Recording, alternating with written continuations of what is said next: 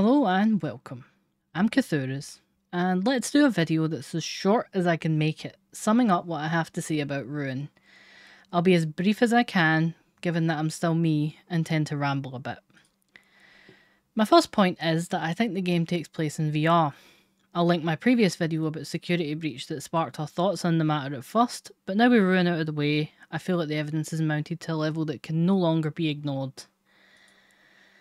In Help Wanted, when we clear the blacklight modes, we unlock Pizza Party, a winding, strange level full of scrawled writing.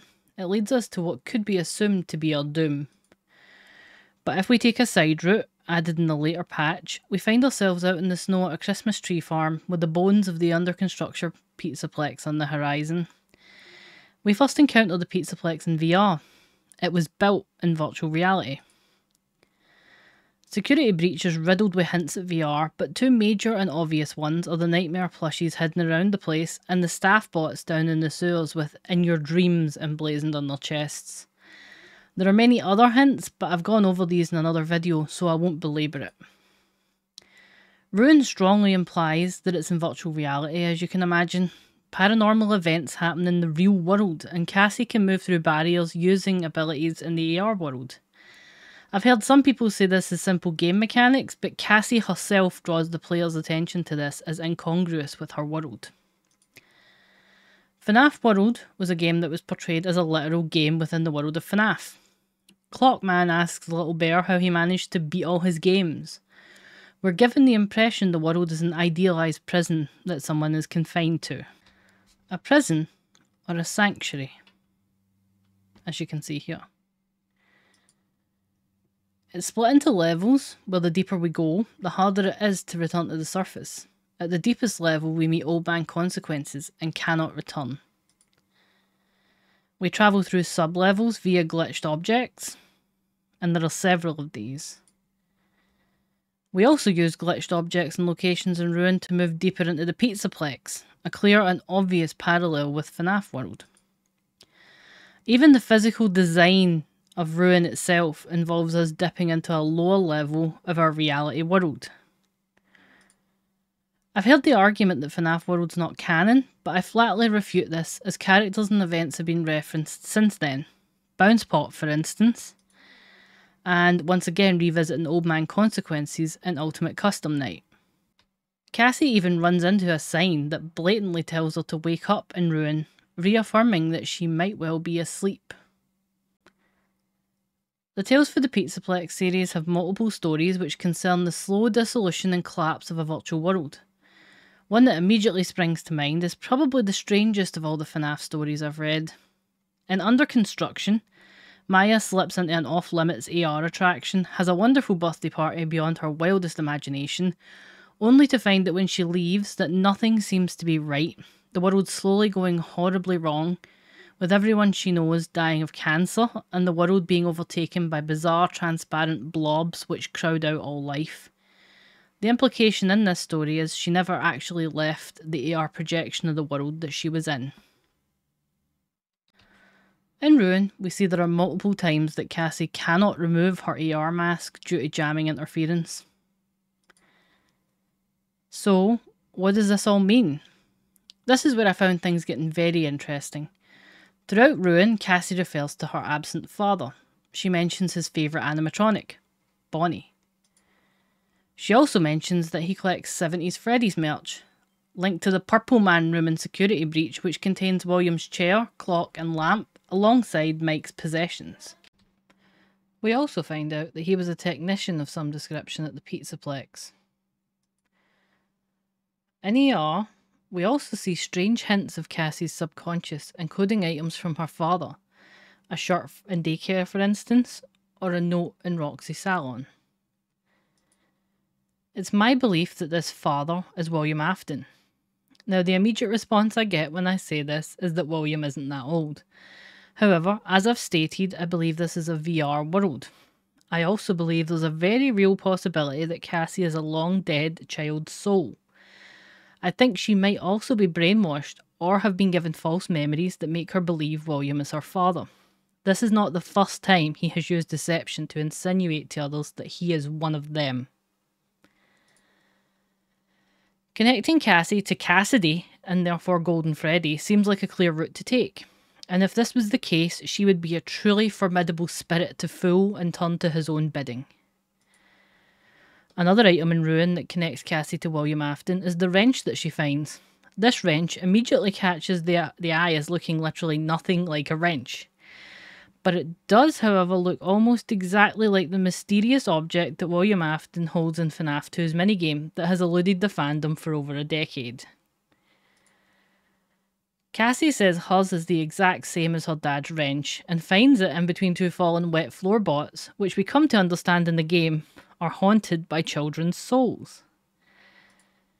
When data mined, people found the wrench had the number 395248 on it. This number's an Easter egg and a reference to one of the secret keypad codes in FNAF 3 that we see in the wall.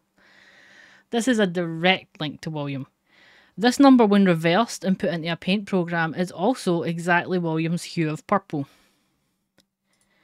We see Helpi wielding this wrench too, and it appears to have controlled shock/taser functions.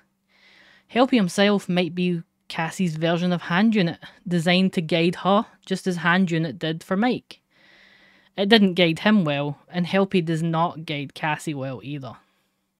There is also a literal SCUP, a scooper, in the basement of the Pizzaplex, which is used on the Mimic in one of the endings, so is fully functional. This is something that William built, and the schematics have Afton Robotics LLC on them and Pizza Simulator.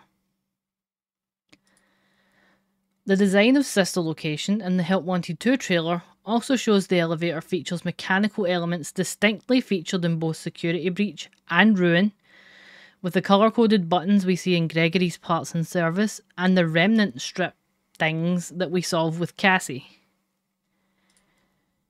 We also see Plush Baby in the real world in a strange hallucination scene in Ruin, where Cassie sees her in a room of tally marks, followed by being completely gone when we look away and back again.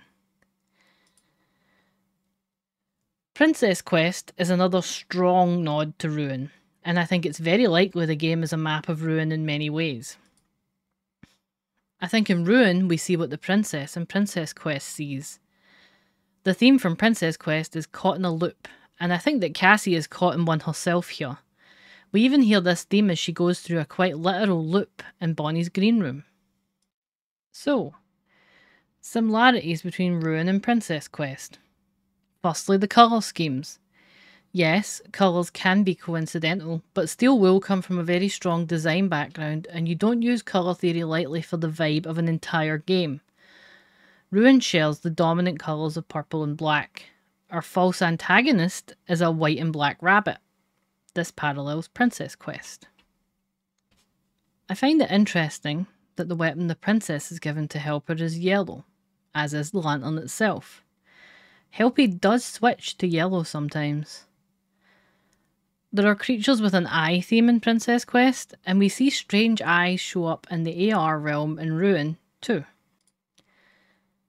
In Princess Quest, the princess seeks to open the door to free something. She releases a nightmare. She's hindered at every turn by rabbit-like shadow creatures that try to stop her. She blurs through real-world-like locations, and more strange and fantastical ones. We even pick up the exact same mask that we wear in the game in Princess Quest itself. You can see why this resembles what we see in Ruin. And the trailer. Cassidy is being led unwittingly down a path by someone else. There's a possibility that this is Henry, or even Mike, but I think it's more likely to be William. Henry's typically represented by plaid, and associated with Freddy. I sincerely doubt Mike would have Bonnie as his favourite character due to the deep association with his father's serial murders. He shows a preference for Foxy, even if this usually ends poorly.